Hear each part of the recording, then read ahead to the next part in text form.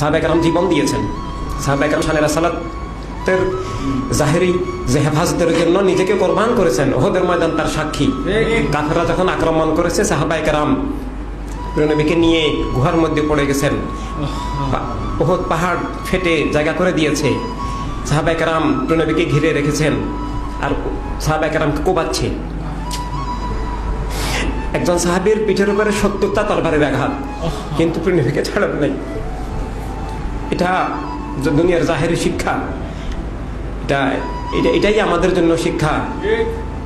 কারবালার ময়দানে আমাদের শিক্ষা, সবকিছু শিক্ষা। এভাবে আল্লাহর বহু নবী রাসূলকে কাফেররা হত্যা করেছে। তারা চাইলে এক সেকেন্ডে সব কাফের মাটি গিলে ফেলতো, সব কাফের অবশ হয়ে যেত, কেউ কিছু করতে পারতো না, কিন্তু তারা সেটা চান নাই। এটা দুনিয়ার জীবনে উম্মতের শিক্ষা এবং আল্লাহ হাবিবের প্রেমের শিক্ষা, শাহাদাতের শিক্ষা।